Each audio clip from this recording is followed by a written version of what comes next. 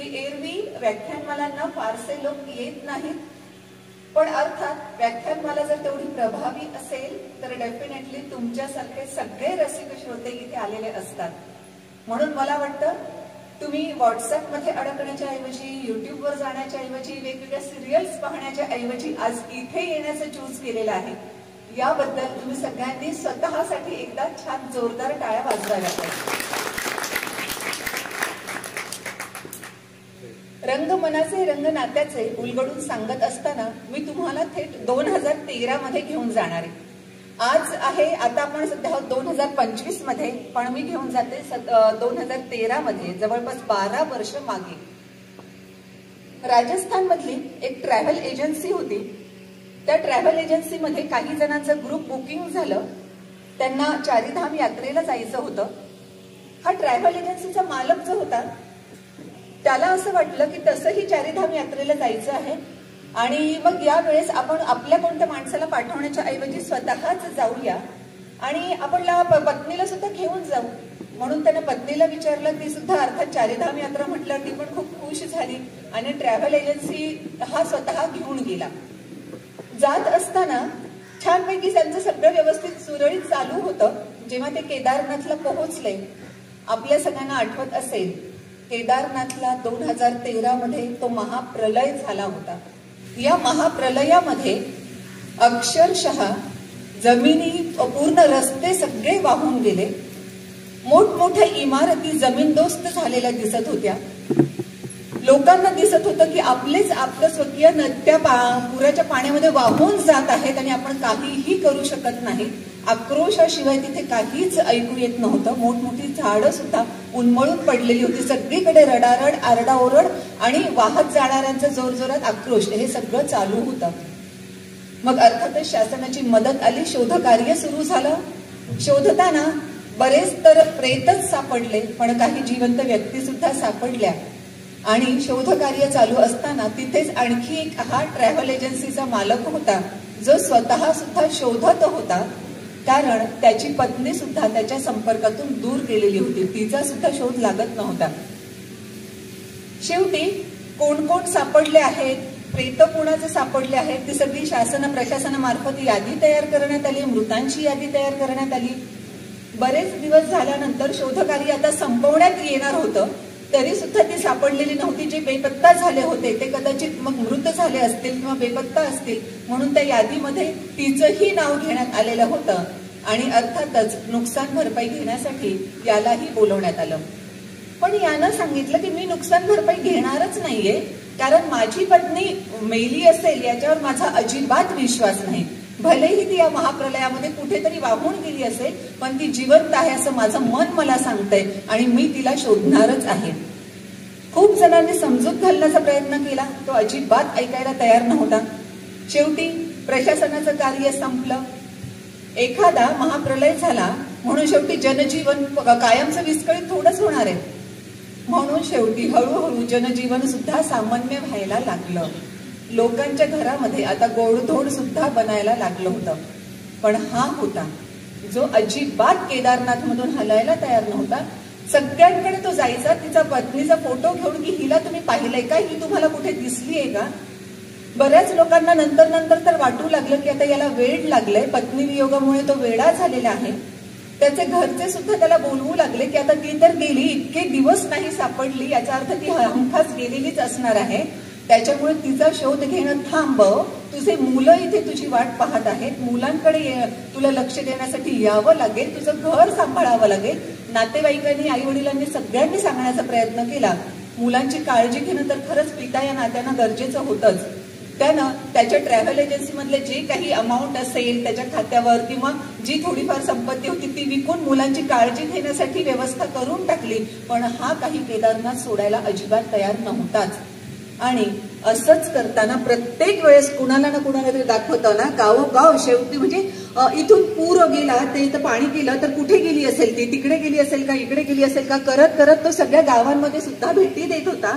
आणि एका ठिकाणी पुन्हा त्यानं तो फोटो जेव्हा दाखवला तेव्हा एका माणसानं सांगितलं की ही अशी दिसणारी बाई, ते गाव सुद्धा दूर होतं बऱ्यापैकी, त्या गावामध्ये मला दिसल्यासारखी वाटते खरी, पण ती थोडीशी भोळसर, म्हणजे वेडसर ज्याला आपण म्हणतो, वेडसर म्हणणं जरा जास्त वाईट वाटतं म्हणून भोळसर हा शब्द आपण वापरतो, पण ती जरा भोळसर वाटत होती. त्याच्यामुळे तिला काही सांगता येईना, तिला स्वतःचं नाव सुद्धा काही सांगता येत नाही.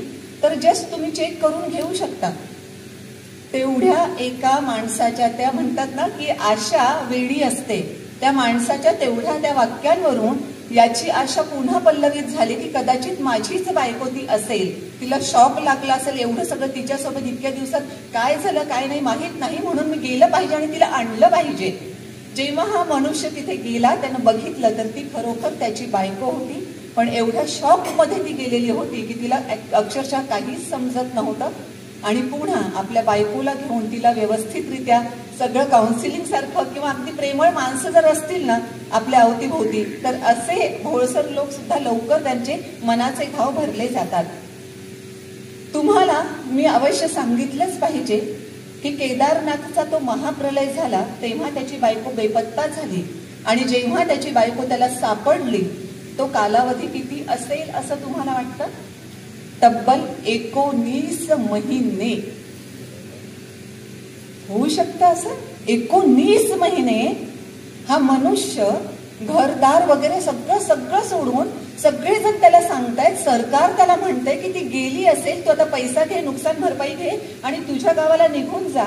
गावाकडचे लोक बोलवतायत, मुलं सुद्धा तिथे आपले आहेत, पण ज्या माझ्या पत्नीला, ती माझ्यावर विश्वास ठेवून आली होती, माझ्यामुळे ती घरातून निघाली होती, तिला असं कुठेतरी ती असेल जिथे कुठे, तिला तसंच मी सोडून देणार नाही, तिला मी माझ्या परीने पूर्ण मिळवण्याचा प्रयत्न करणार, हे पक्क ध्येय त्याच्या डोक्यात होतं. आणि 19 महिन्यानंतर आपल्या पत्नीला तो परत घेऊनच गावाला गेला.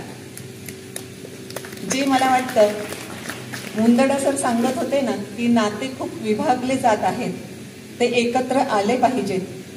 अशा काही घटना असतात की ज्याच्यामुळे जाणवतं की यस, अजूनही नाते काही ठिकाणी का असे ना खूप चांगल्या रीतीने आहेत. आपण पुन्हा जे म्हणतो ना की अपेक्षा करण्यासाठी वाव आहे किंवा आशेचा एक किरण आहे, तर हे असे विजेंद्र सिंग राठौर आणि लीला, त्याच्या पत्नीचे नाव, असं हे जोडपं जेव्हा आपल्याला माझ्या वाचण्यात आलं आणि आपण जेव्हा त्यांच्याबद्दलची माहिती घेतो तेव्हा पुन्हा तो आशेचा किरण दिसतो की येस, एकीकडे बरेचदा असं दिसत आहे की सख्या आपल्याच आईबापांना मुलं वृद्धाश्रमामध्ये ठेवत आहेत, आपल्याच आईबापांना त्रास देत आहेत, आणि तरी सुद्धा एकीकडे हे असे विजेंद्र आणि लीला आहेत जे परस्परांवरचं प्रेम व्यक्त करण्यासाठी किंवा परस्परांवरचा त्यांचा विश्वास एवढा जास्त आहे की कदाचित विजेंद्रचाही सिक्स्थ सेन्स त्याला सांगत असेल की लीला मेलेली नाही, तू तिचा शोध घे, डेफिनेटली ती सापडेल.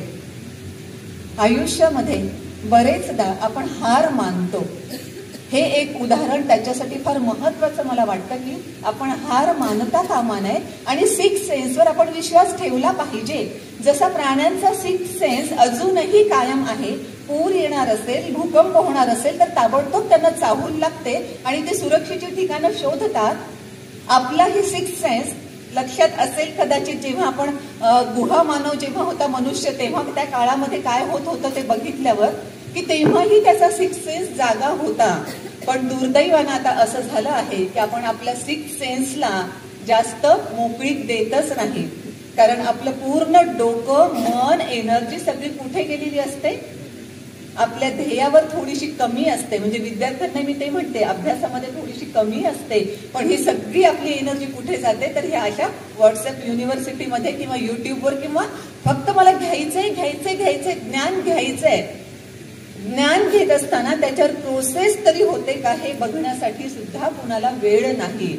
आणि तेव्हा हे असे विजेंद्र आणि लीला सारखे प्रसंग खूप महत्वाचे ठरतात की आहे जगात अजूनही काही बाबी शिल्लक आहेत, अजूनही आशेला किरण आहे आणि अजूनही आपण खूप चांगल्या पद्धतीने समाज निर्माण करू शकतो. आणखी जस्ट 1-2 उदाहरणं मला द्यावी वाटतात याच संदर्भानं. प्रेम कसं असतं, विश्वास कसा असतं हे मी अवश्य सांगू इच्छिते. जेव्हा शाळेची बहुमजली इमारत कोसळली अचानक, शाळा चालू असताना काही विद्यार्थी लगेच बाहेर पडले, काही विद्यार्थी मात्र त्या इमारतीच्या खाली धसले गेले होते, दबले गेले होते. त्यांना बाहेर काढण्याचं शोध कार्य चालू झालं होतं. इव्हन पॅरेंट्स पर्यंत पण ती माहिती गेलेली होती, काही पॅरेंट्स सुद्धा मदत करत होते. आणि एका ठिकाणी एका माणसाला म्हणजे एका वडिलांना जाणवलं की इथे काहीतरी असेल. पुन्हा त्यांचाही सिक्स सेन्स की इथे बहुतेक कोणीतरी आहे, मुलं कोणीतरी आहेत. ती माझीच आहेत का याच्याशी देणं घेणं नाही. कुणाची जरी असली तरी ती मुलं आहेत आणि त्यांना वाचवणं आपलं काम आहे. म्हणून त्यांना स्वतःच मदत कार्याची बाकीच्यांची वाट पाहण्याची गरज नाही. प्रत्येक जण आपापल्या परीनं मदत कार्य करत होतं. यानं सुद्धा जे काही सापडेल त्यानं ते सगळं उकरायला सुरुवात केली. आणि जेव्हा भरपूर सारं त्यांनी उकरलं तेव्हा त्याला त्याच्या मुलीचा आवाज ऐकू आला. तिनं कुठल्या तरी त्या छिद्रातून उकरताना कुठेतरी असं भगदाड पडलं असावं. त्याच्यातून बघितलं की हे आपले वडील आहेत आणि तिथे बघून तिनं लगेच ती आपल्या मैत्रिणीला म्हणत होती, बघ मी सांगितलं होतं ना की काहीही झालं तरी माझे पप्पा आपल्याला वाचवायला नक्की येतील आणि आपल्याला ते वाचवतील. हा विश्वास आपण नात्यांमध्ये खरंच निर्माण करू शकतो का? मुलं मोठीही झाल्यानंतर कारण मुलं जोपर्यंत लहान असतात तोपर्यंत त्यांना आपल्याशिवाय कोणी नसतं, आपल्याला त्यांच्याशिवाय कोणी नसतं. बॉन्ड्स ते खूप पक्के झालेले असतात. पण मुलांना जसे पंख फुटतात आणि ते जायला लागतात तसं त्यांचं चुकतं असं नाही. पण दोन्ही बाजू व्यवस्थितरित्या एकमेकांना समजावून घेतात का हेही बघितलं पाहिजे. ते ॲडोलसन्स एज मध्ये असल्यामुळे त्यांच्यात ऊर्जा भरपूर असते. त्या ऊर्जेला व्यवस्थितरित्या चॅनलाइज करून देणं हे आपलं काम असतं. मग अशा रीतीने आपण चॅनलाइज व्यवस्थित करतो का हे सुद्धा बघणं आपलंच काम आहे. आणखी एक उदाहरण मी जे म्हटलं तेही अवश्य देईन. विमान चाललेलं होतं आणि अचानक सूचना देण्यात आल्या की काहीतरी प्रॉब्लेम जाणवायला लागला लोकांना सुद्धा की नेहमीप्रमाणे ते व्यवस्थित चालत नाहीये, आपलं उडत नाहीये विमान, काहीतरी प्रॉब्लेम होते, ते खूप हेलकावे घेत आहे. काय होईल माहित नाही. लगेच अनाउन्समेंट्स करण्यात आल्या की तुम्ही ती सीट बेल्ट पक्के बांधा, व्यवस्थित राहा, काही होणार नाही, आम्ही पूर्ण काळजी घेतोय वगैरे वगैरे सगळं ते अनाउन्सिंग चालू होतं. पण लोक घाबरायला लागले आणि अक्षरशः विमान अशा रीतीने हलू लागलं की तिथले सीटमध्ये बसलेले लोक सुद्धा इकडे तिकडे कलंडायला लागले. पण हे सगळं चालू असताना एक मुलगा होता साधारणतः 14-15 वर्षाचा. तो मात्र अजूनही त्याच्या खुर्चीवर सीट बेल्ट वगैरे सगळं त्यानं काही लावलेलं होतं. पण अजूनही त्याच्या हातात काहीतरी खेळणं होतं. भलेही विमान हेलकावे घेत होतं, त्या हेलकाव्यांसोबत याचं शरीर पण हलत होतं. पण अजूनही त्याच्या हातामध्ये जे खेळणं होतं त्या खेळण्यासोबत तो खेळतच होता. शेजारी बसलेल्या दोघांना वाटलं की ह्याला काही समजत नाहीये का की परिस्थितीचं गांभीर्य काय, इथे सगळेजण मरणार आहेत आणि ह्याला अजूनही त्या खेळण्याशी खेळावंसं वाटतंय. म्हणून कुणीतरी चिडून त्याला म्हटलं, अरे सगळेजण आपण मरणार आहे, विमान आता पडेल की काय असं वाटतंय, तू काय खेळतोय, शेवटच्या घटका चालू आहेत आपल्या. आणि त्यानं इतकं छान स्माईल करून पुन्हा आपलं खेळणं व्यवस्थित खेळत असतानाच म्हणाला की माझे पप्पा मला मरू देणार नाही त्याची मला खात्री आहे आणि पायलट सीटवर माझे पप्पा आहेत. एवढा विश्वास, एवढा विश्वास निर्माण होऊ शकतो प्रोव्हाइडेड दॅट आपण तेवढा वेळ दिला पाहिजे ना त्यांना.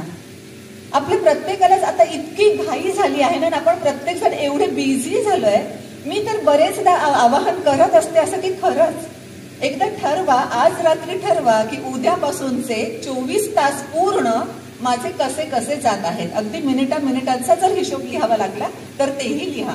चहा घेण्यासाठी 2 मिनिट लागले, चहा बनवण्यासाठी 10 मिनिट लागले, असं जे काही असेल ते सगळं मिनिट टू मिनिट घ्या. आणि मग आपल्या लक्षात येईल की आपण बिझी असतो खरे, पण खरंच कशात बिझी असतो. आपण बिझी असणाऱ्या ज्या बाबी करतो त्या खरंच तेवढं प्रोडक्टिव्ह असतात का. आणि लक्षात येईल आपल्या की तसं नसतं. बरेचदा तर आपण अशा काही गोष्टी करत असतो वेळ आहे म्हणून, किंवा त्या वेळेचं करायचं काय हे माहीत नाही म्हणून. आपल्यापैकी बरेच जण असे असतील आणि ते फक्त आपणच नाही, बाहेरही सगळं तेच असणार आहे की एकदा युट्यूबवर काहीतरी जस्ट आहे 5 मिनिटाचा वेळ म्हणून युट्यूबवर काहीतरी पाहूया, पण त्याच्यामध्ये क्ल्यूमध्ये इतकं सारं सुरू होतं की त्या 5 मिनिटाचे 2 तास कधी झाले आपल्याला कळत नाही. आणि पुन्हा आपल्याला वाटतं की बापरे बाकीचं सगळं राहिलंय पण आपला युट्यूबवर वेळ गेलेला आहे.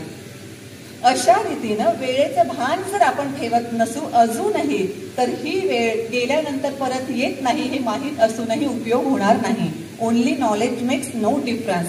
फक्त माहीत असून उपयोग नाही. वेळ जर आपण अशा रीतीने व्यतीत करत असू किंवा कुठेतरी वाया घालवत असू तर तो वाचवता कसा येईल आणि वाचवलेल्या वेळेमध्ये काय करता येईल हे बघितलं पाहिजे. किमान एक जेवण तरी कुटुंबियांनी एकत्र घेतलंच पाहिजे हे इतकं आपल्याला सांगितलं जातं आणि म्हणून आपण किमान एक जेवण तरी सोबत घेण्याचं ठरवतो, त्याची अंमलबजावणीही करतो. पण हे एक जेवण सोबत घेत असताना हे प्रत्येकाच्या हातात मोबाईल असतो किंवा समोर टीव्ही चालू असतो. टीव्ही मधल्या त्या महिलांचं जे काही चाललंय त्याचं टेन्शन घेत घेत आपण इथे जेवण घेत असतो. म्हणजे त्याच्याही पुढे जाऊन मी असं म्हणते की जेवण सुद्धा आपण भूक लागली म्हणून करतो की जेवणाची वेळ झाली म्हणून करतो. मोस्ट ऑफ द टाइम्स जेवणाची वेळ झाली, ऑफिसमध्ये तर लंच ब्रेक झालाय म्हणून करतो. कारण आपल्याला कंटिन्युअस वेळेच्या मागे धावायचं आहे. म्हणजे पूर्वी कधीतरी मी तो जोक ऐकला होता, पण तो खरंच कदाचित आता सत्यामध्ये उतरू शकतो असं वाटतंय. रेल्वे स्टेशनवर 3-4 जण मित्र होते, गप्पा मारत होते छान, आणि जेव्हा ट्रेन आली अगदी कमी वेळासाठी तिथे थांबते, मग ती काही सेकंदांसाठी तिथे थांबली. या 4घांपैकी लगेच ताबडतोब सगळेच्या सगळे पळायला लागले. 3 जण आतमध्ये चढले सुद्धा, पण हा एक जो होता तोही खूप पळत होता, पण तो दुर्दैवानं आतमध्ये चढू शकला नाही. तो बाहेर राहिला, पण तरी सुद्धा त्याच्या चेहऱ्यावर स्माईल होतं. तिथल्या बाकीच्या लोकांना आश्चर्य वाटलं की ट्रेन मिस झाली, 3 जण आत चढले, हा एकटा बाहेर राहिलाय, याला वाईट वाटायला हवं की आता पुढचं प्लॅनिंग काय हे त्यांना बघायला हवं.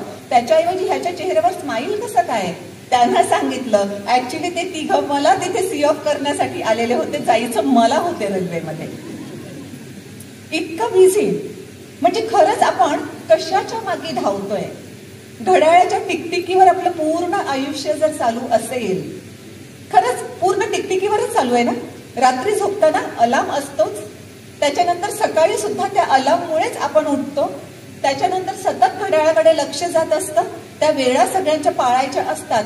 आणि हे सगळं करता करता आपण क्वालिटी टाइम आपल्या लोकांना किंवा आपल्याच कुटुंबियांना दिला पाहिजे हे पण कदाचित डोक्यामध्ये आपल्या येत नाही. अशा रीतीनं इतकं बिझी आपण असू तर कदाचित पुढे आपल्या लेकरांनीही आपल्याला वेळ दिला नाही तर त्यामध्ये त्यांचाही दोष असणार नाही. जे म्हटलं जातं की किमान ऐकल्यामुळे सुद्धा बरंचसं दुःख हलकं होतं, ते ऐकून घेण्यासाठी सुद्धा कोणाला वेळ नाहीच आहे. मग या परिस्थितीमध्ये आपण नेमकी कशात बिझी आहोत? ज्यामध्ये बिझी आहोत त्या खरंच योग्य गोष्टी आपण करत आहोत का हे एकदा तपासून बघणं, खरंच पडताळणं आणि मग योग्य ठिकाणीच आपला वेळ इन्व्हेस्ट करणं खूप महत्वाचं ठरतं. यात पुन्हा आणखी गोष्ट काय होते माहितीये का? बरेच जण, मी असं जेव्हा म्हणते ना तेव्हा काही जण म्हणतात की नाही, म्हणजे ऑफिसमध्ये जर असेल, ऑफिसमध्ये 2 तास एक्स्ट्रा थांबावं लागलं तर डेफिनेटली थांबणार, पण घरी मुलाने जर 10-15 मिनिटं मागितले तर मला वेळ नाही, मला बाकीची कामं आहेत वगैरे वगैरे सगळं असतं. मग अशा परिस्थितीत प्रत्येक वेळेस आपण गृहीत कुणाला धरतो? आपल्या कुटुंबियांनाच धरतो. बाहेर आपल्याला काही म्हणताच येत नाही. पुन्हा वड्याचं तेल वांग्यावर काढायचं असेल तर घरातलं टेन्शन किंवा घरातलं हे तेल बॉसवर निघेल का? अजिबात नाही. पण बॉसचं आणि ऑफिसचं टेन्शन मात्र घरातल्यांवर निश्चितपणे निघेल. आणि पुन्हा आपली अपेक्षा ही असते की कुटुंबीय मला समजावून नाही घेणार तर दुसरं कोण समजावून घेणार आहे? म्हणजे मी कसं, माझं कसं आहे, फणसासारखं आहे, वरून काटेरी जरी असलं तरी आतून मी खूप मधुर आणि गोड आहे असं जे सांगतात ना, त्यांना मी सांगत असते की वरून सुद्धा काटेरी असण्याची गरज नाही ना. आणि जर तुम्ही घरातला राग बॉसवर किंवा ऑफिसमध्ये काढू शकणार नाही हे तुम्हाला पक्की जाणीव आहे म्हणून तुम्ही तिथे प्रयत्नही करत नाही, तुम्ही तेच जर स्वतःला सांगितलं की बाहेरचाही राग मला घरी काढायचा नाहीये, वड्याचं तेल वांग्यावर अजिबात निघालं नाही पाहिजे, तर तेही आपल्याला जमतं.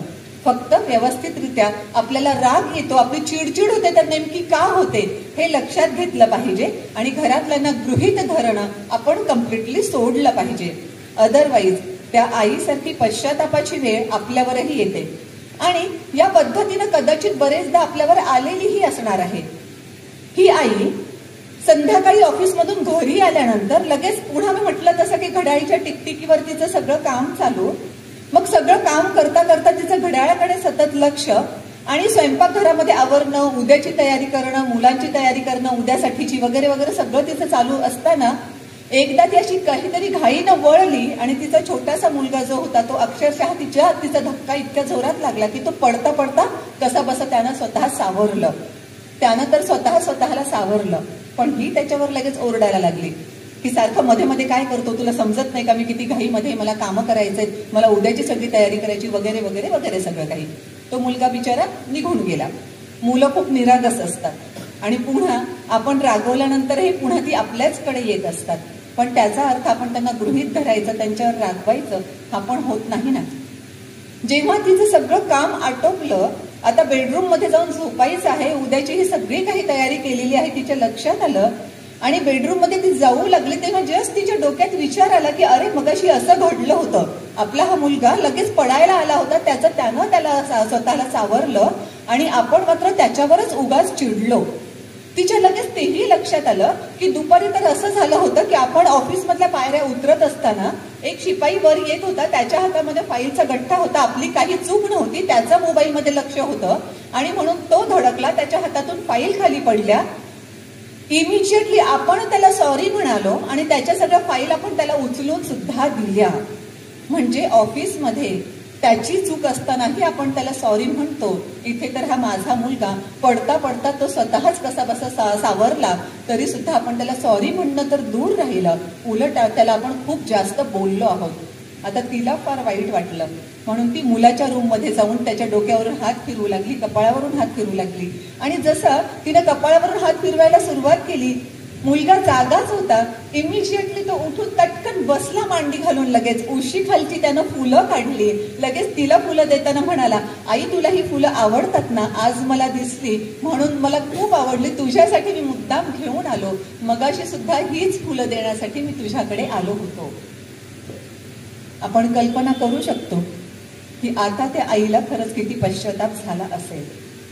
आणि आपल्या आयुष्यामध्ये असं भरपूरदा होतं की मुलंच असली पाहिजेत असं नाही, कोणी नातेवाईकही असेल, आपलंच कोणी स्पाऊसही असेल, आपल्याच कुटुंबातलं कोणी अगदी जवळचंही असेल, पण अशा रीतीनं आपण आपल्याच कुठल्या तरी टेन्शनमध्ये, आपल्याच कुठल्या तरी विचारांमध्ये असतो, समोरच्याला दुखवून टाकतो. आता हे छोटंसं मूल होतं, मी म्हटलं तसं मुलं खूप निरागस असतात, म्हणजे म्हणून तर आपण त्यांना कितीही रागवलं तरी सुद्धा पुन्हा ते आपल्या जवळच येतात.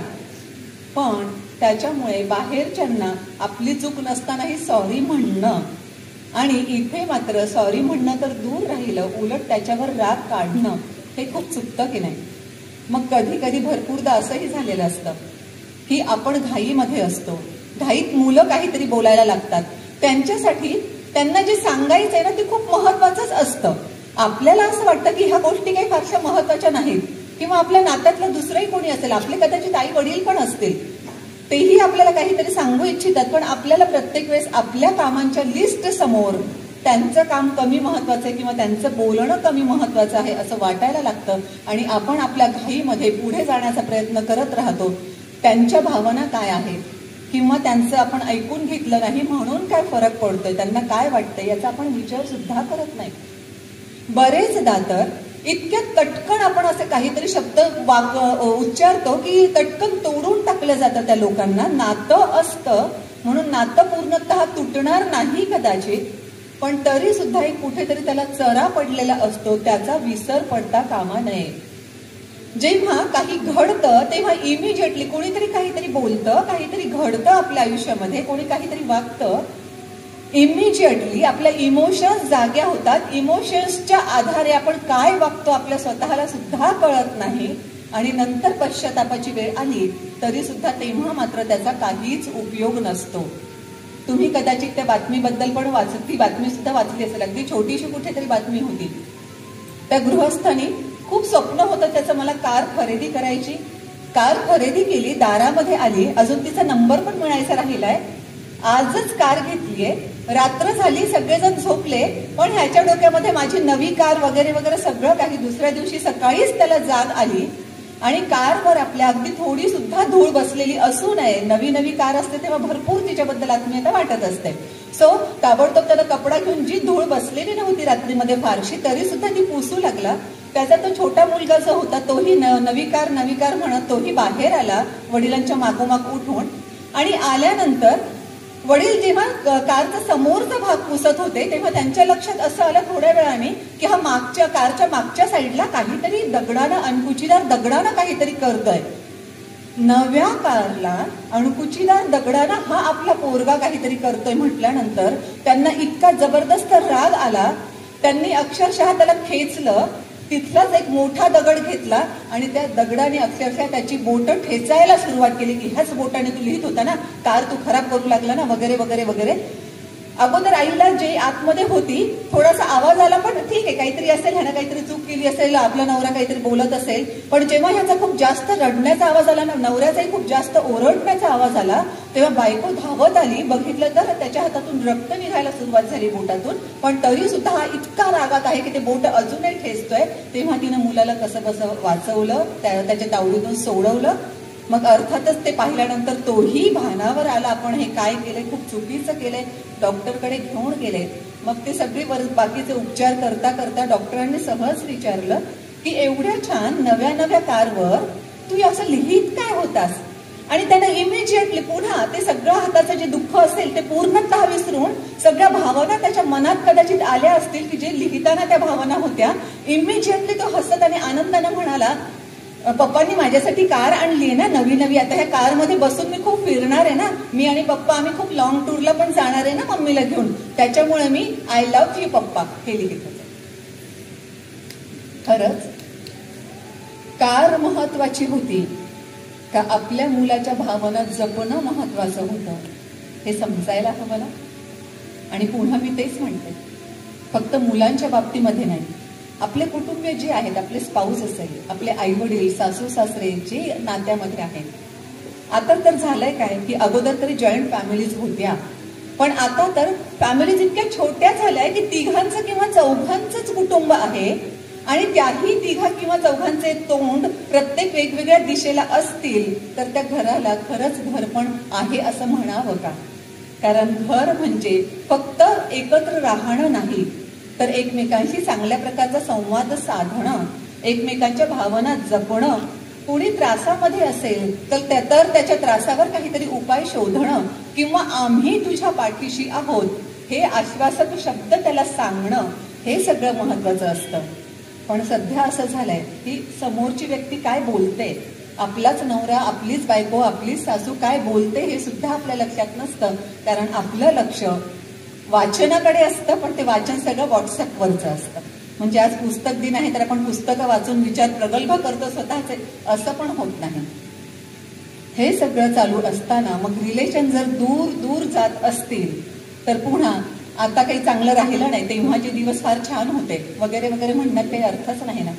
मला आठवतं की जेव्हा पैठण छत्रपती संभाजीनगर मधला तालुका पैठण नाथ शेट्टी वगैरे होते, तुम्हाला माहित असेल डेफिनेटली. सो पैठणमध्ये जेव्हा आम्ही होतो तेव्हा छानपैकी गच्चीवर झोपायचं, आकाशामधल्या चांदण्या मोजत मोजत कधी झोप लागते कळतही नाही. आणि पहाटेच छान उजेड येतो आणि ते प्रत्येक किरण किंवा उजेड आता कमी आहे, आता थोडंसं अंधारलेलं आहे, आता वाढतोय आणि मस्त प्रकाश झाला. हे अनुभवणं जितकं छान होतं ना, मला वाटतं ते सुद्धा एक प्रकारचं मेडिटेशन होतं. आणि आता काय होतं, आता सांगितलं जातं की तुमच्या डोक्यात इतकं कचकच कचकच किंवा किचकिच किचकिच सतत चालू असते विचारांची, आणखी काय काय गोष्टी डोक्यामध्ये चालू असतात, या सगळ्या थांबवण्यासाठी तुम्ही मेडिटेशन करा, श्वासावर लक्ष केंद्रित करा, असं आता आपल्याला प्रिस्क्रिप्शन ॲज सच मिळत आहे. भलेही डायरेक्ट प्रिस्क्रिप्शन दिलं जात नसेल तरी आता मेडिटेशन काळाची केवढी मोठी गरज आहे हे आपल्या लक्षात येत आहे. पण तेव्हा एकमेकांच्या सोबतीनं मेडिटेशन सुद्धा व्हायचं, काउन्सिलिंग सुद्धा व्हायचं. कारण म्हणजे आपल्याच कुटुंबातली ती एक व्यक्ती आहे, तिच्या चेहऱ्यावरची प्रत्येक रेष सुद्धा बाकीच्यांना इतकी माहीत असायची ना चांगली की त्या व्यक्तीनं लपवण्याचा जरी प्रयत्न केला की नाही नाही मला काही टेन्शन नाहीये, तरी बरोबर खुबीनं काढून घेतलं जायचं की त्याला काय टेन्शन आहे. आणि त्याच्यासाठी कुटुंब ॲज सच म्हणून आपण त्याच्या पाठीशी भक्कमपणानं कसं उभं राहू शकतो आणि त्याला ह्या सगळ्या मार्गातून कसं बाहेर काढू शकतो.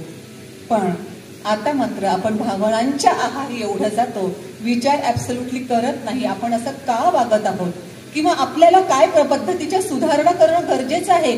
ऍटलिस्ट आपल्याला आपलं आयुष्य कशा पद्धतीचं हवं आहे याचा सुद्धा विचार करत नाही. एक दिवस आला आहे, तो दिवस आपण तसाच जाऊ देतो, जसा कसा जाईल तसं. त्या दिवसाचं काहीही प्लॅनिंग नसतं आपलं.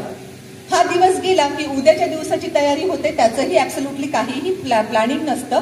आणि त्यानंतर असेच दिवस निघून जातात आणि मग पुन्हा वाटतं की काहीतरी आपण गमावलं आहे का किंवा आयुष्यात खूप छान आनंद का नाही वाटत आहे. तर मला वाटतं भावनांच्या ऐवजी आपण विचारांवर कॉन्सन्ट्रेशन करणं गरजेचं आहे. आणि पश्चातापाची वेळ जशी त्या आईवर आली, जिच्यासाठी तो फुलं घेऊन आलेला होता, जशी त्या वडिलांवर आली, ज्यांच्यासाठी तो आय लव्ह यू पप्पा लिहित होता, तशी आपल्यावर कुणावरच यायला नको यासाठी अगदी लहानपणापासून आपल्याला ती गोष्ट सांगितलेली असते. मॉरल ऑफ द स्टोरी सुद्धा आपल्याला माहित असतं, पण दुर्दैवानं मी म्हटलं तसं only knowledge makes no difference. माहिती सगळं असतं, पण त्यावर इम्प्लिमेंटेशन आपण करणार नसू तर त्याचा काहीच उपयोग राहत नाही. ही गोष्ट आपण कदाचित आपल्या मुलांनाही सांगितलेली असेल. ही गोष्ट त्या महिलेनं काय केलं, आपल्या तान्ह्या बाळाला पाळण्यामध्ये झोपवलं, पाळलेल्या मुंगुसाला त्याच्यावर देखरेख करण्यासाठी सांगितलं, नदीवरून पाणी भरून आणण्यासाठी 5-6 हंडे घेऊन ती गेली. भरते हा सगळे हंडे भरून जशी ती घराच्या जवळ आली, तिला लांबूनच तिनं बघितलं. आईची नजर त्या बाबतीत तेजच म्हणावी लागेल. आई या भूमिकेमध्ये जेव्हा असतात महिला, तेव्हा दुरूनच तिच्या लक्षात आलं की हे आपलंच मुंगूस आपल्याच घराच्या पायरीवर बसलेलं आहे, ज्याचं तोंड रक्तानं माखलेलं आहे. मी म्हटलं ना, इमिजिएटली आपण विचार नाही करत, इमिजिएटली आपल्या भावना जाग्या होतात आणि भावनेच्या आहारी आपण बोटं ठेचून टाकतो. तो मुलगा पडला तरी त्याची काळजी करत नाही. काय काय होतं हे आपल्या ध्यानीमनी सुद्धा नसतं, लक्षात सुद्धा येत नाही. तेव्हा जेव्हा तिनं बघितलं की त्या मुंगुसाला, माझ्याच घराच्या तो पायरीवर बसलाय, त्याच्या तोंडाला रक्त लागले, इतक्या सगळ्या भावना तिच्या मनात उचंबळून आल्या की माझ्या लेकराला काहीतरी झालंय. पुन्हा म्हणजे बाळाबद्दलची काळजी वाटायला लागली.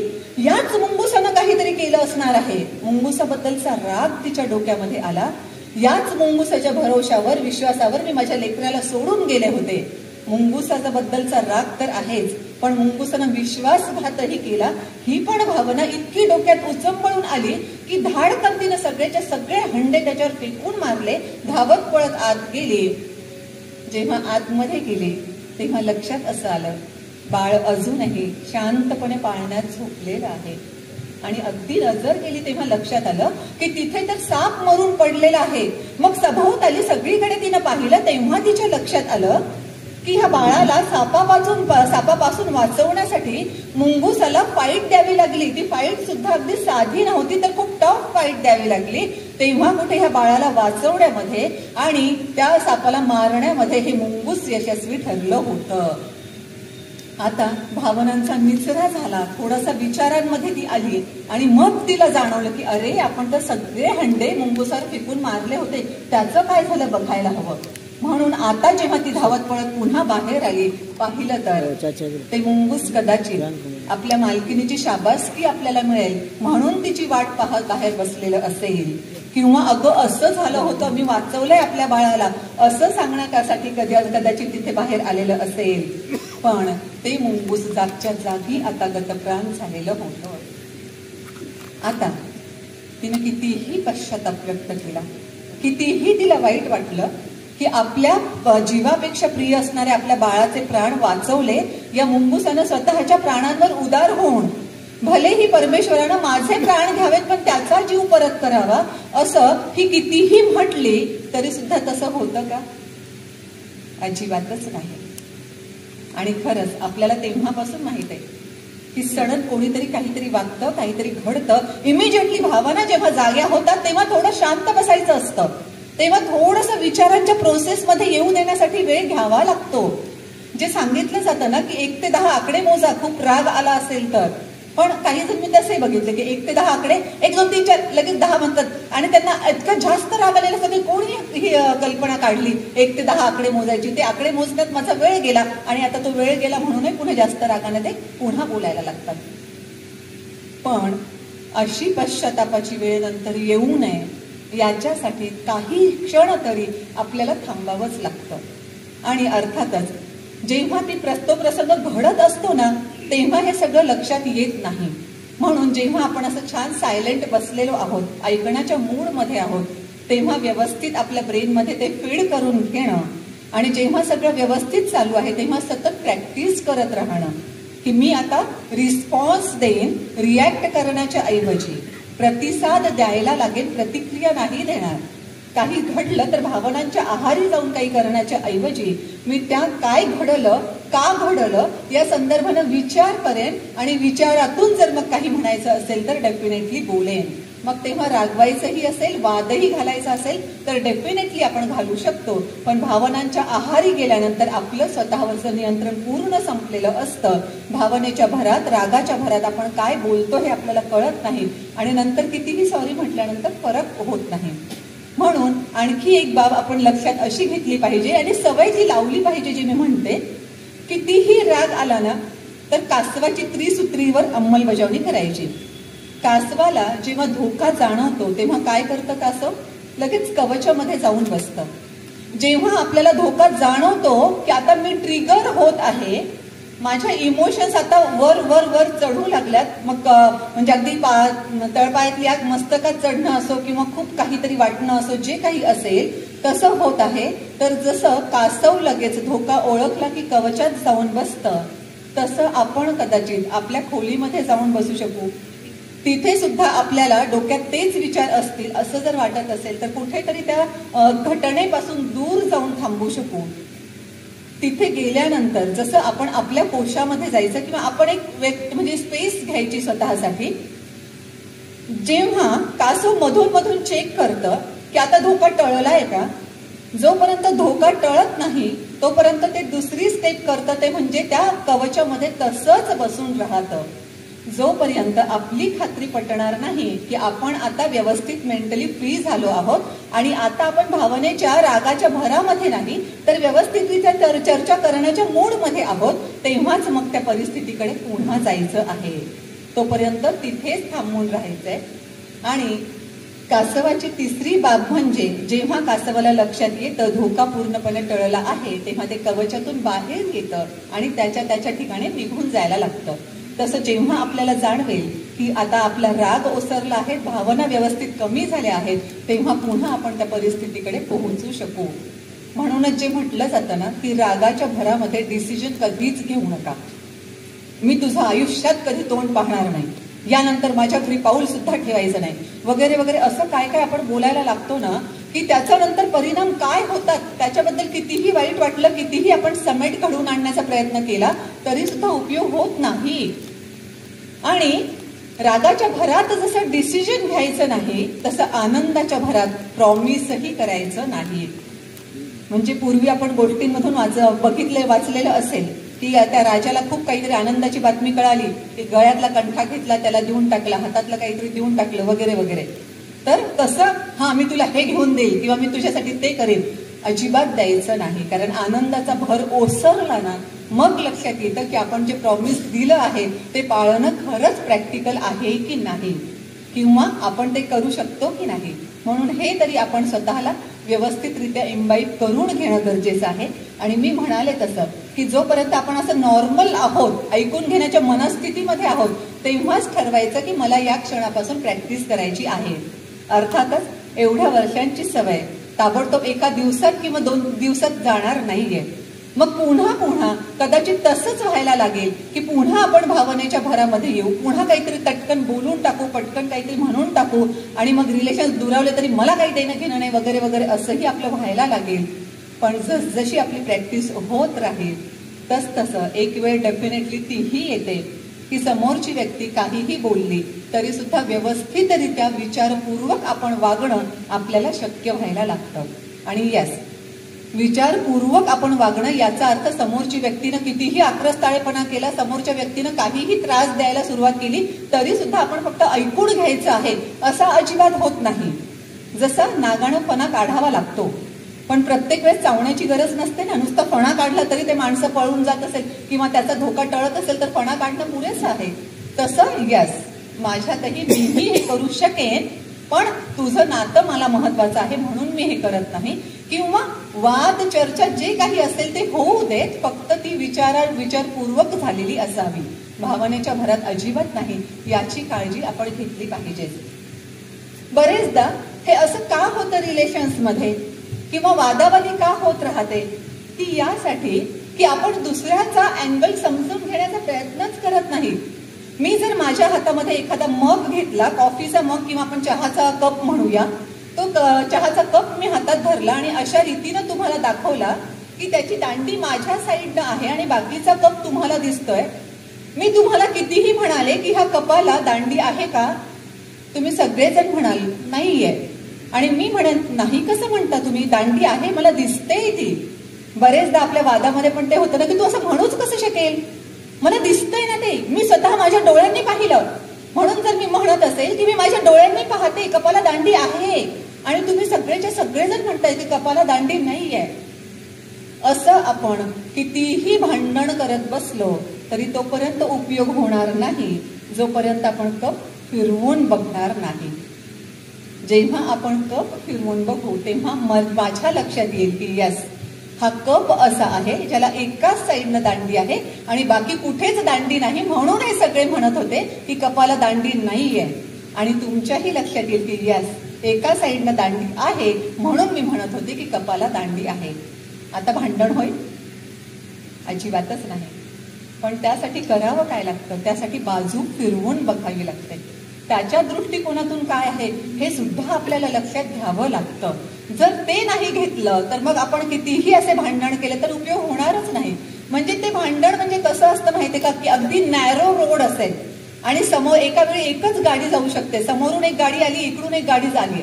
आता कोणी मागे घ्यायची आणि दुसऱ्याला जाऊ द्यायचं, तू मागे सरक, तू मागे सरक, असं दोघंही एकमेकांना कितीही म्हणत राहिले कदाचित कित्येक वर्ष उलटून जातील तू मागे सरक मध्ये म्हणून, पण त्यावर उतारा काही निघालेला असणार नाही. अशा वेळेस विचार करून की मागे सरकण्यामध्ये काय प्रॉब्लेम आहे, आपला इगो आडवा येत आहे का, खरंच मागे काही रिस्क आहे. जर रिस्क असेल मला मागे गाडी घेण्यामध्ये तर आपण समोरच्याला सांगू शकू की मला गाडी मागे घेता येणार नाही कारण असं असं आहे म्हणून तुला घ्यावी लागेल.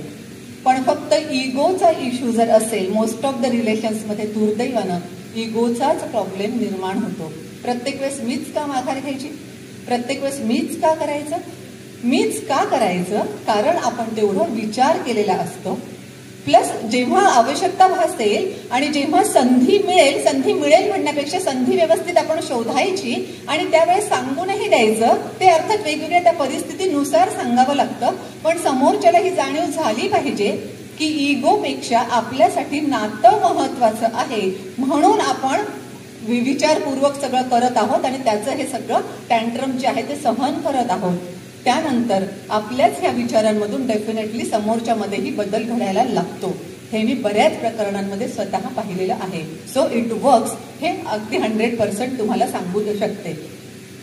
मुद्दा काय होतो माहितीये का, हे सगळं चालू असताना आपल्याला असं वाटतं की कोणी नसलं तरी मला काही अडत नाही, मला माझ्या तत्वांवर राहायचंय, मला माझं करायचंय, माझं बरोबर असतं वगैरे वगैरे. जेव्हा आपण करतो ना तेव्हा आपण कुठेतरी विसरून जातो की आपणही समाजाचा एक भाग आहोत आणि ह्या अवतीभोवती सगळा समाज आहे, आपल्या भोवती कुटुंबीय, शेजारी, नातेवाईक वगैरे वगैरे सगळं आहे.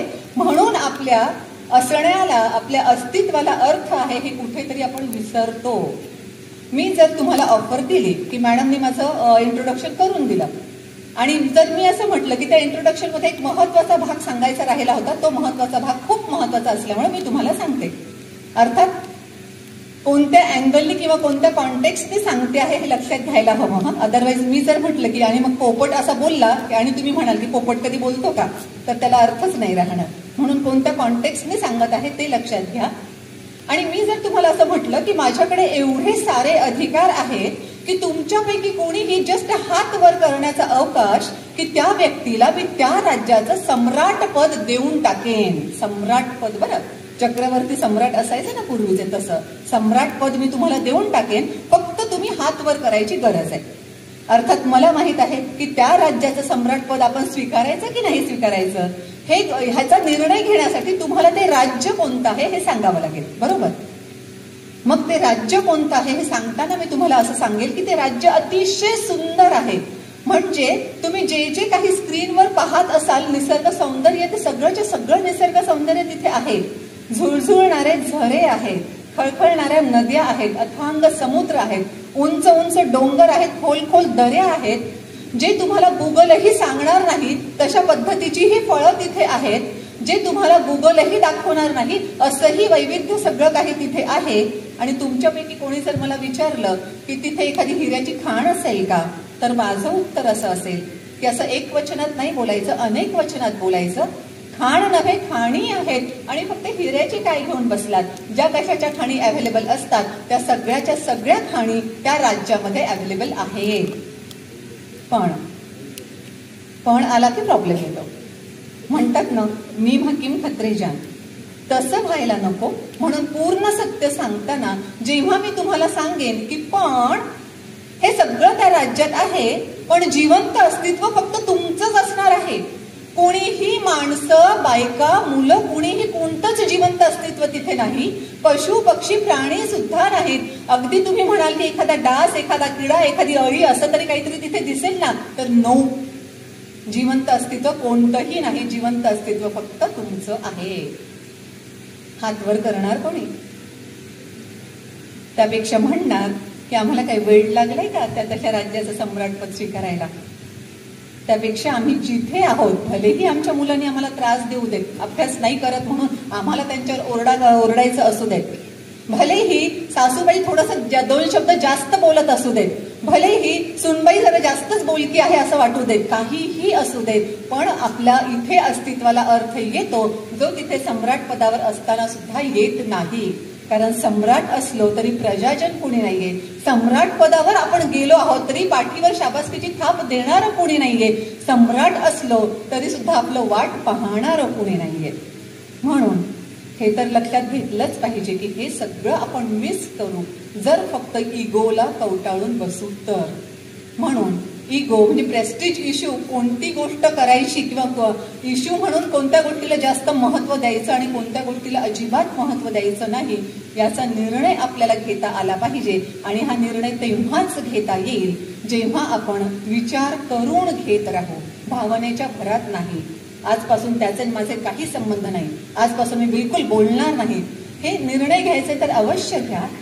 त्या नात्याची कदाचित ती गरजही असू शकते की ते दोघांनी सेपरेट होणं, पण हे विचारपूर्वक निर्णय घेतलेले असले पाहिजेत. फक्त मला वाटतं, या क्षणी वाटतं म्हणून मी केलं लगेच, असं अजिबात होता कामा नये. आणखी महत्वाची बाब म्हणजे जसं मी म्हणत होते की ऐकून घ्यायला कुणालाच वेळ नाहीये. प्रत्येकाला काहीतरी एकतर स्वतः सांगायचं आहे किंवा मुंदडा सर म्हणाले तसं की ऐकून घ्यायचं आहे तर ते युट्यूब वाल्यांचं ऐकून घ्यायचं आहे. ऐकायचं जर असेल तर त्या व्हॉट्सअपवरती जे व्हिडिओ आले आहेत त्यांचं ऐकायचं आहे. तिथे काय झालं ते बघण्यामध्ये आपल्याला इंटरेस्ट आहे, त्यांच्या घरात काय घडलं ते बघण्यामध्ये आपल्याला इंटरेस्ट आहे.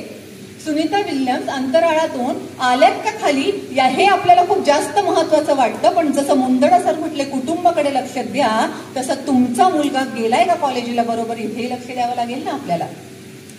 बाकीच्या सगळ्या गोष्टी माहीत असणं म्हणून ठीक आहे, पण इथे जेव्हा आपलं रिलेशन आहे त्या रिलेशनवर पुढचं सगळं अवलंबून आहे.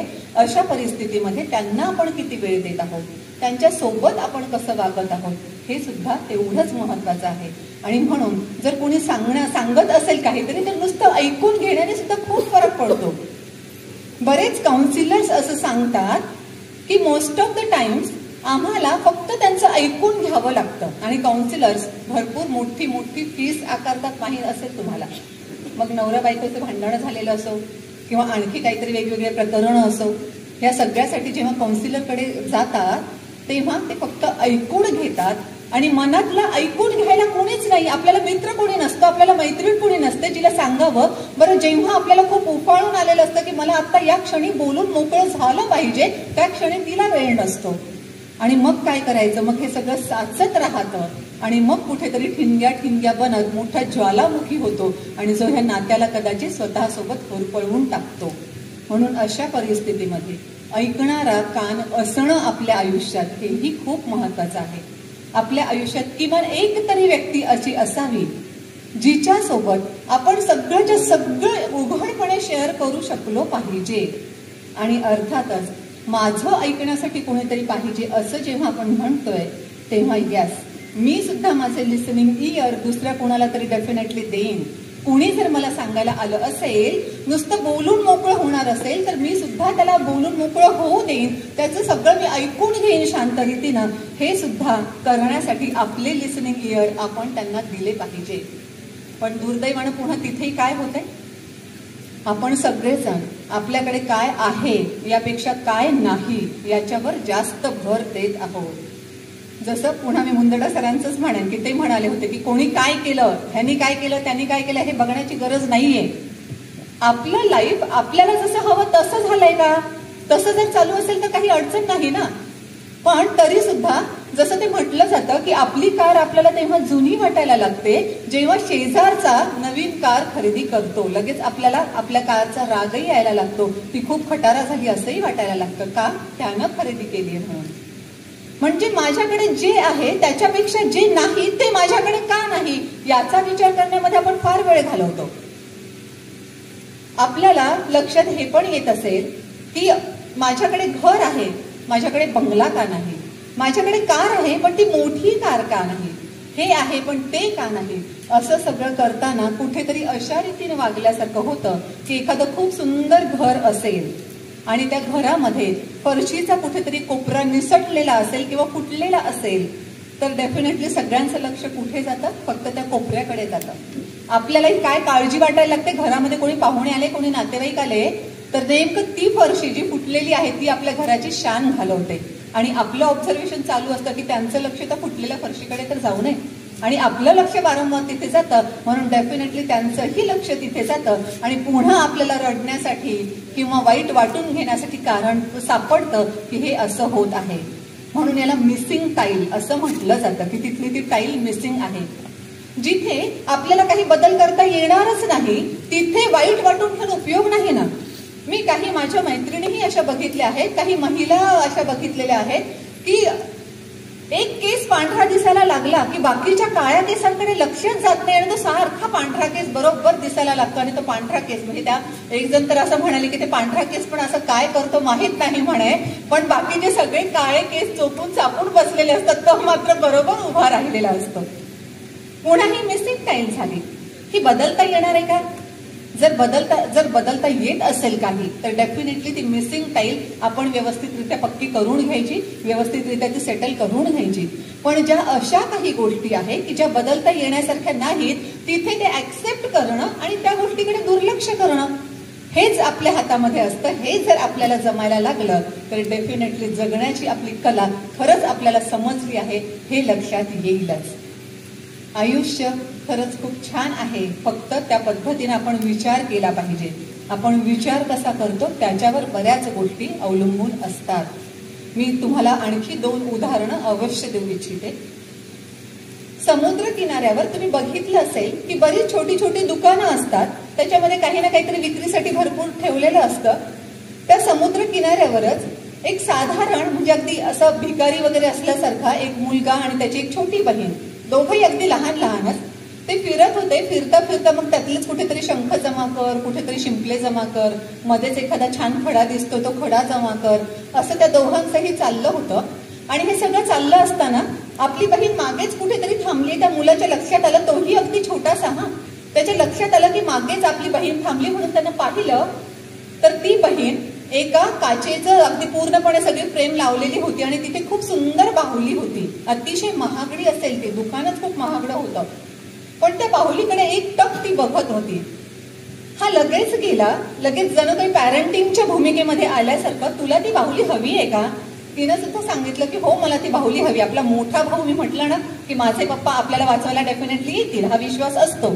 तसं तिच्याही मनात तो विश्वास जागा झालेला होता की हा माझा मोठा भाऊ आहे, माझा भैया आहे, तो मला डेफिनेटली ही खरेदी करून देईल. आणि तिनं जेव्हा हो म्हटलं तेव्हा चल माझ्यासोबत, अक्षरशः तो खूप कॉन्फिडंटली त्या मुलीला घेऊन आतमध्ये गेला. हे सगळं बाहेरून आवाज जरी ऐकू येत नसला तरी मालकाला दिसत होतं की असं काहीतरी चाललंय म्हणून. आणि मग त्या मुलानं, त्या छोट्या मुलानं मालकाला तिथे जे कोणी काउंटरवर होतं त्याला विचारलं की ती बाहुली केवढ्याची आहे.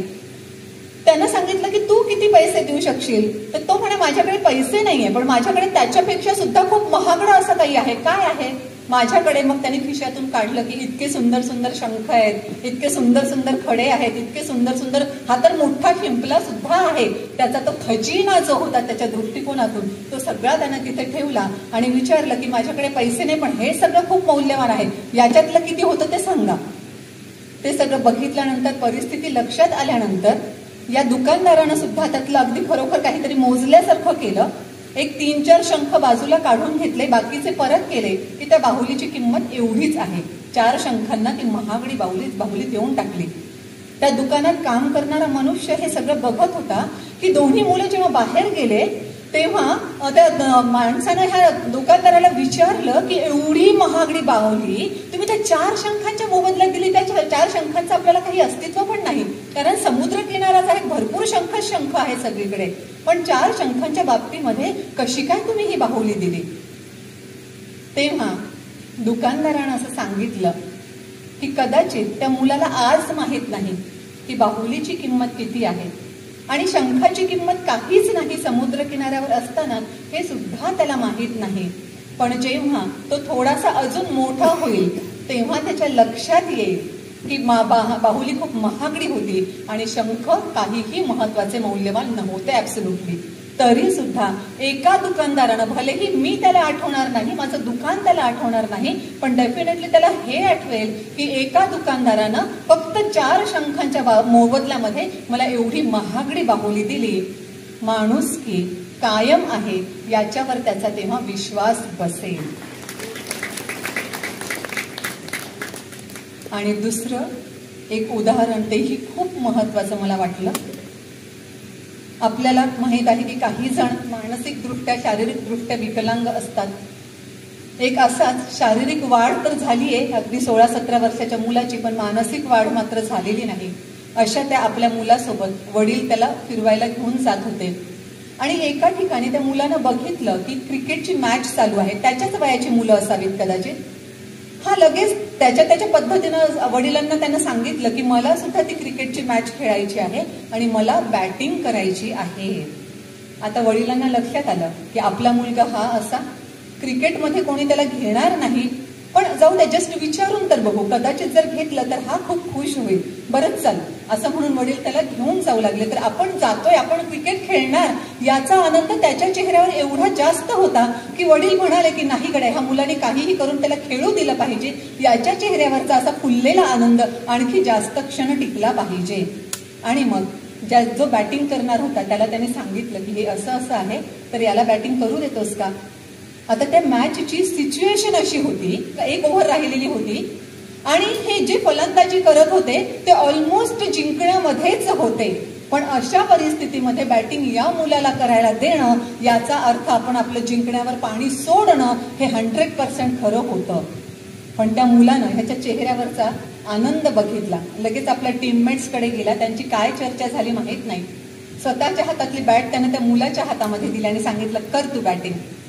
जेव्हा हे सगळं पाहिलं आणि बॅट त्याने ज्या पद्धतीनं धरली, ज्या पद्धतीनं तो त्याचं सगळं दिसतंय वागणं वगैरे, त्यावरून ते बॉलिंग करणारी जी टीम होती त्यांच्याही लक्षात आलं की जिंकण्याची संधी ही बॅटिंगवाली टीम सोडते आहे. कशासाठी? तर फक्त या मुलाच्या चेहऱ्यावर आनंदाचे आणखी काही क्षण यावे यासाठी. आणि मग त्यांनीही त्या मुलाकडे एका वेगळ्या नजरेतून बघितलं की खरंच त्याच्या चेहऱ्यावरचा आनंद केवढा मोठा दिसतोय आपल्याला. आणि मग त्यांनी पण आपापसामध्ये चर्चा केली आणि बॉल असा इतका हळुवारपणे टाकला की तो त्याच्या जवळ पोहोचला. त्यानं लगेच बॉल मारला सुद्धा, बॅट मारली त्याला. बॉल अक्षरशः जे क्रिकेटचे तिथे हे होते की कॅच घेण्यासाठी, तर त्यांनी ताबडतोब इमिजिएटली कॅच घेणं त्यांना शक्य होतं, पण त्यांनी मुद्दाम कॅच न घेता ती सोडून दिली. मग थ्रो करून स्टंप आउट करणं हे पण खूप सोपं होतं, पण त्यांनी सुद्धा केलं नाही. अशा तशा पद्धतीने बॉल त्याच्यापर्यंत पोहोचवला आणि पुन्हा त्याला सांगितलं चल मार आता तू बॉल. आणि हे सगळं चालू असताना त्याच्या चेहऱ्यावरचा आनंद एवढा जास्त होता. त्याचे वडील म्हणजे त्यांच्या तर डोळ्यात आनंदाश्रू येऊ लागलेच होते, पण हे सगळे मुलं जे होते ना त्यांनाही खूप छान वाटत होतं की आज आपण काहीतरी छान केलेलं आहे. अशाच छोट्या छोट्या गोष्टी असतात ज्या आपल्याला जाणीव करून देतात की यस, अजूनही माणुसकी शिल्लक आहे, अजूनही मानवता शिल्लक आहे, अजूनही खूप चांगल्या पद्धतीनं नाती शिल्लक आहेत. समाजातल्या सगळ्यात अक्षम आणि दुर्बल घटकाशी बाकीची माणसं कशी वागतात त्याच्यावर अवलंबून असतं की खरंच तो समाज वैचारिकदृष्ट्या किती प्रगल्भ आहे. आणि अशीच काही उदाहरणं असतात ज्यातून लक्षात येतं की आशेचा किरण अजूनही शाबूत आहे. हे सगळं करत असताना आणि नात्यांच्या संदर्भानं फार छान रीतीने आपण विचार करण्याच्या स्टेजवर जात असताना आणखी एक बाब तुम्हाला अवश्य सांगेन आणि मग आपली रजा घेईन. आपल्या आयुष्यामध्ये महत्वाची किती माणसं आहेत याचा कधी विचार करतो आपण? म्हणजे कोणीतरी असेल की जेव्हा मी त्याही काही गोष्टी अवश्य सांगू इच्छिते की जेव्हा ते कॉईन बॉक्स होते, 1 रुपयाचं कॉईन टाकावं लागायचं आणि तेव्हा तो फोन करता यायचा. आपल्याकडे कितीही रुपये असले तरी जर 1 रुपयाचं कॉईन नसेल तर आपण कितीही करोडपती असूनही त्या क्षणी काहीही उपयोग नाही, कारण 1 रुपयाचं ते कॉईनच टाकावं लागतं. अशा परिस्थितीमध्ये पटकन ओके तुम्हाला अर्जंट कॉल करायचा आहे, घ्या हे 1 रुपयाचं कॉईन असं म्हटलं तर तो मनुष्य त्या क्षणी आपल्यासाठी किती महत्वाचा ठरलेला असतो हे आपल्याला माहित असतं का? हे आपण जाणीवपूर्वक लक्षात घेतलेलं असतं का? अगदी सकाळ झाल्यापासून दूधवाले मामा आपल्या घरामध्ये दूध आणून देतात म्हणून आपल्या दिवसाची सुरुवात खूप छान होते. पेपरवाला तो मुलगा आपल्याला पेपर आणून देतो म्हणून आपलं सगळं काही सुरळीतपणे चालू असतं, आपलं रुटीन छान पद्धतीने लाईनअप झालेलं असतं. हा सगळा विचार आपण करतो का? आपल्याकडे त्या सफाई कर्मचारी महिला येतात, जो ओला कचरा सुका कचरा सगळा व्यवस्थित घेऊन जातात आणि त्यांच्यासाठी आपण ओला कचरा सुका कचरा वेगळं वेगळं तरी करतो का? त्यांचं काम आणखीन वाढवून ठेवताच आहोत का? याचा विचार आपण करणं गरजेचं आहे. आणि ज्या प्रत्येक व्यक्तीमुळे, ज्या प्रत्येक गोष्टीमुळे आपल्याला आनंदी काहीतरी वाटतं आहे किंवा आपल्या आयुष्याला अर्थ आहे असं वाटतं, जसं मी म्हटलं की अगदी ते दूधवाले मामा जरी आपल्या आयुष्यातून वजा केले बिघडणार काही नाही. आपण म्हणतो ना एका ठिकाणी की अगदी मूल कुठेतरी उकिरड्यावर टाकलेलं असेल तर त्याचंही बिघडत नाही, तोही मोठा होतो. पण जी असुविधा होते ते मात्र नक्कीच होतं. मग या सगळ्यांचा विचार करून ऍटलिस्ट त्या व्यक्तींना तरी आपण काही खरंच ग्रॅटिट्यूड व्यक्त करतो का की तुम्ही माझ्या आयुष्यात आहात म्हणून माझं आयुष्य खरंच खूप सुंदर झालंय. माझी मुलं तुम्ही आहात आणि तुमच्यामुळे माझ्या आयुष्याला एक छान अर्थ आलाय म्हणून मला तुमच्याबद्दल फार छान वाटतंय. आपण आपल्या स्पाऊसलाही कधी म्हणतो का की माझं तुमच्याशी लग्न झालं याच्याबद्दल खरंच मला फार छान वाटतंय. जसं त्या विजेंद्राने लीला, मला तर खरंच एवढं कौतुक वाटतं की ती लीला किती भाग्यवान असली पाहिजे की तिला असा नवरा मिळाला. बाकीचे बरेच जण बेपत्ता आहे याचा अर्थ मृत झाले असतील म्हणून निघून गेले, पण तिचा नवरा मात्र तिचा शोध घेत राहिला आणि जेव्हा त्यानं तिला घेतलं तेव्हाच तो परतला. मग अशा रीतीनं तुम्ही माझ्या आयुष्यात आहात म्हणून माझं जगणं खूप सुंदर झालंय, माझ्या जगण्याला एक अर्थ आलेला आहे असं आपण व्यक्त करतो का? बरेचदा आपण काय करतो माहितीये का, राग असेल तर फार पटकन व्यक्त करतो, पण कुणीतरी काही चांगलं केलं असेल किंवा त्या व्यक्तीच्या असण्यामुळे आपल्याला काहीतरी छान वाटत असेल तर तेव्हा मात्र आपण बिलकुल काही व्यक्त करत नाही. ते काय सांगायचं? किंवा मग असं वाटतं ते सांगितलं तर कुठे आणखी डोक्यावर बसून मिरे वाटायला लागतील, त्याच्यापेक्षा काही सांगायचं नाही. मला वाटतं ही आपण खूप मोठी चूक करतो. जेव्हा आपण काहीतरी रागवत असतो तेव्हा लगेच आपल्याला काय आवडलं आहे कोणत्या व्यक्तीमधलं ते सुद्धा सांगणं तेवढंच महत्वाचं असतं. म्हणून म्हणजे इथून गेल्यानंतर तरी आपण डेफिनेटली विचार करावा अशी मला अपेक्षा आहे की आपल्या यादीमध्ये किती सगळी ती माणसं असतील की ज्यांच्यामुळे आपल्या आयुष्याला अर्थ प्राप्त झाला आहे. त्यांना फक्त जस्ट एवढंच म्हणायचं आहे, thanks for being in my life. माझ्या आयुष्यात तुम्ही आहात त्याच्याबद्दल मनःपूर्वक धन्यवाद. आणि आता समप करताना मी वांगरुळकर सरांना मनःपूर्वक धन्यवाद देऊ इच्छिते की त्यांनी मला इथे बोलवलं, ज्यामुळे मला हा मठही पाहता आलं. केजही मी केजमध्ये पहिल्यांदाच आले आहे. केजही ठीक आहे, म्हणजे ऑन द वे असताना जेवढं पाहता आलं तेवढं पाहता आलं आणि तुम्हा सर्वांशी भेटता आलं. तुमच्याकडून मला काही ऐकता जरी आलं नसेल, आपल्या गप्पा जरी झाल्या नसतील तरी तुमच्या चेहऱ्यांवरून जे समाधान दिसतंय ते माझ्यापर्यंत पोहोचलं, ज्याच्यामुळे मलाही खरंच खूप छान वाटतंय. सो तुम्हा सर्वांना सुद्धा मी डेफिनेटली म्हणेन, thank you for being a part of my life. Thank you.